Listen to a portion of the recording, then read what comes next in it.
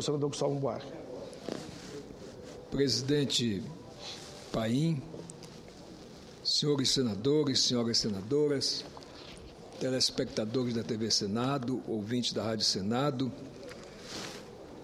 está muito em discussão, inclusive na imprensa, o chamado orçamento impositivo. Eu já começaria a discordar do termo impositivo e preferia um termo um pouco mais suave, que é obrigatório. Porque o que sim é impositivo é imposto. Na verdade, por impositivo, o nosso orçamento atual deveria ser todo ele. Aliás, quando presidia esse Senado, o senador Antônio Carlos Magalhães, ele fez uma proposta de todo o orçamento de fato ser impositivo. Isto é, se a União, depois de aprovado o orçamento, resolve remanejar ou acrescentar alguma coisa, manda uma mensagem para o Congresso e esse assunto é debatido. Agora, o importante é que eu fico, às vezes, assim, tentando compreender por que dizem assim, é 10 milhões de reais que vai ficar para cada parlamentar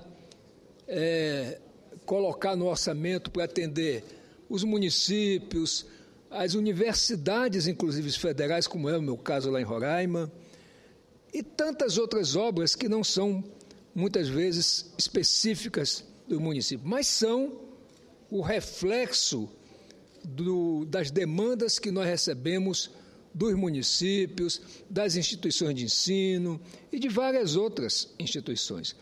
Mas esses 10 milhões de reais parece que é um valor estrondoso se comparado com outra coisa. Mas se compararmos os 10 milhões de reais para cada parlamentar, nós vamos ter um valor que não chega a 1% da receita líquida e a 3% do orçamento bruto. Para termos um exemplo, o ano passado, o orçamento da União foi 2 trilhões 225 bilhões de reais. E veja quanto foi liberado de emenda para os parlamentares. E o que é pior, do jeito que está o orçamento, ele não é obrigatório, ele não é impositivo, ele é objeto de barganha, que submete o Congresso aos caprichos do presidente de plantão, dos ministros de plantão.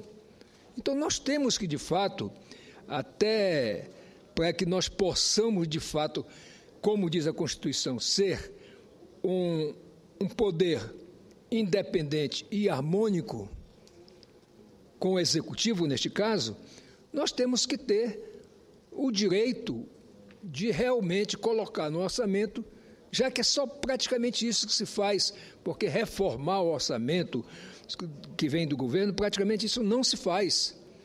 E é bom lembrar que a origem do parlamento foi justamente na época dos reis para controlar os gastos dos impostos que os reis usavam para seus banquetes, para os seus palácios, para construir, enfim, e manter a corte numa situação nababesca, enquanto que a plebe vivia na miséria e só com o direito de pagar imposto.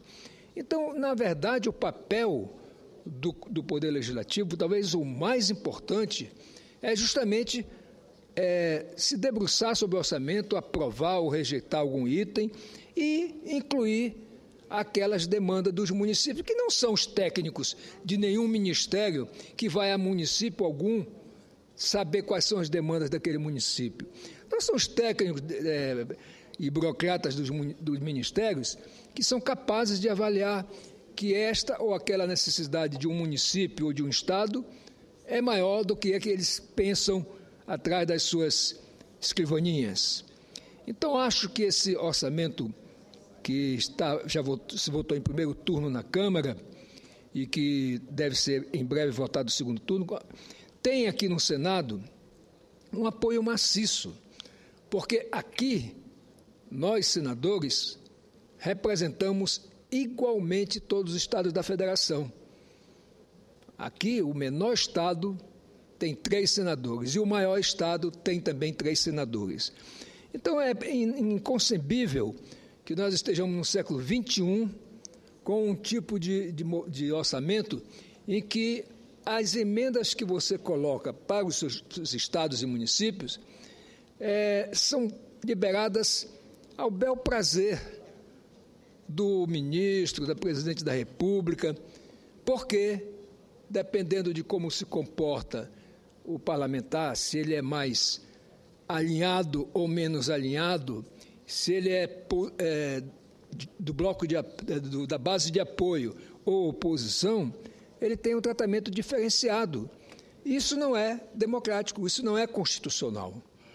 Então, eu quero aqui fazer a defesa, até antecipada, senador Luiz, dessa emenda que está na Câmara, que já foi votada em primeiro turno, para que nós, de fato, este ano ainda, possamos tornar o Congresso Nacional, o Parlamento Nacional, um parlamento de fato independente e harmônico. É evidente que, no meu entender, na minha experiência, o mais sério é que o parlamentar, por exemplo, coloca um recurso para construir uma escola no município X do interior. E aí o burocrata do Ministério acha que naquele município, porque tem tantos mil habitantes, não precisa de uma escola. Para dar um exemplo importante de uma escola, como de um posto médico, como de uma unidade mista.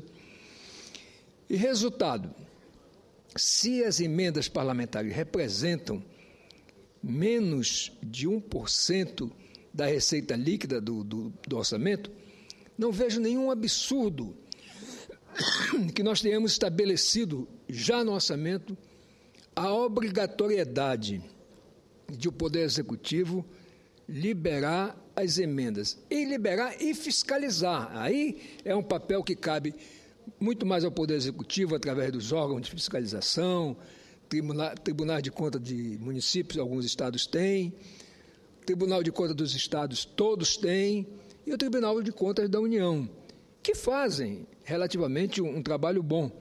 Mas o que é importante é que haja isso.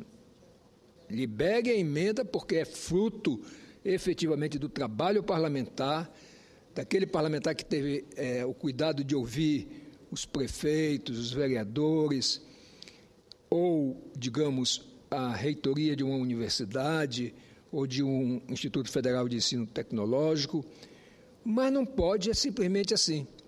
Porque fulano de tal tem uma atitude independente, ele tem liberado parte das suas emendas. Se ele é um opositor firme, ele também vai ter só parte, se tiver, das suas emendas liberadas. Isso não condiz com um Estado moderno, no século XXI, numa democracia que nós até nos gabamos de estar trilhando há algumas décadas, mas que precisa, de fato, aperfeiçoar esses mecanismos, tanto legislativos, quanto dos órgãos executivos de fiscalização, do Poder. Inclusive, a própria União tem a Controladoria Geral da União, que tem feito um trabalho bom. Então, além do Tribunal de Contas da União, ainda tem a Controladoria que se debruça sobre esses convênios. Agora, é muito importante que, ao liberar o recurso, de fato, os ministérios acompanhem o desenrolar da aplicação do orçamento. Aqui ninguém está pretendendo fazer emendas. Eu, pelo menos, senador Paim, nunca coloquei uma emenda para festas.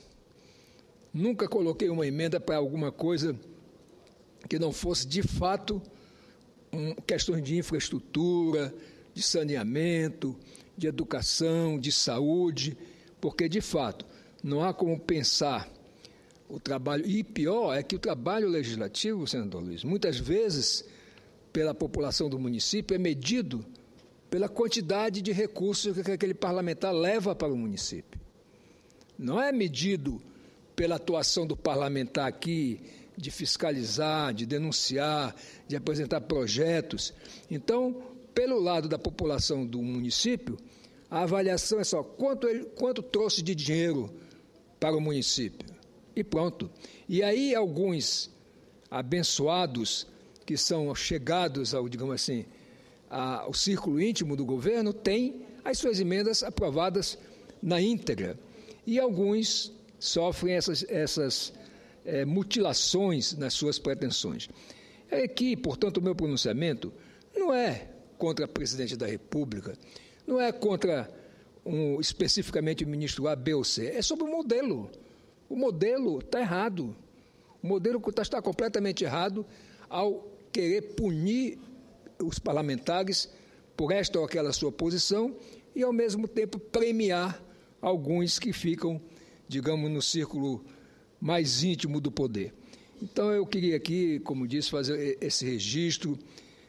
Ainda vai haver o segundo turno na Câmara, mas que nós, desde já, possamos nos conscientizar e estarmos já analisando essa questão, porque dia muito mesmo, o Parlamento já tentou várias vezes fazer com que o orçamento todo fosse impositivo ou obrigatório. O que seria o ideal, aliás, seria o ideal. Nos países desenvolvidos é todo o orçamento que é impositivo. Aqui o que está se tentando, com essa proposta que está na Câmara, é apenas tornar obrigatório as emendas que os parlamentares aprovaram na Comissão Mista do Orçamento. Costuma-se dizer que nós temos realmente como orçamento uma peça de ficção. Nós trabalhamos duro para aprovar o orçamento e depois o governo executa como quer, da forma que quer, até mesmo a parte que não diz respeito às emendas parlamentares. Então, eu quero encerrar, senador Paim, dizendo que é uma missão muito importante que tem a Câmara dos Deputados e o Senado de botar uma ordem, diria até assim, limpar desta operação de liberação de verbas a questão dos conchavos, a questão do como se diz no popular, do toma lá da cá, para que possamos ter, de fato, tanto o Poder Executivo quanto o Poder Legislativo independentes, harmônicos e, sobretudo, criteriosos. Muito obrigado. Convido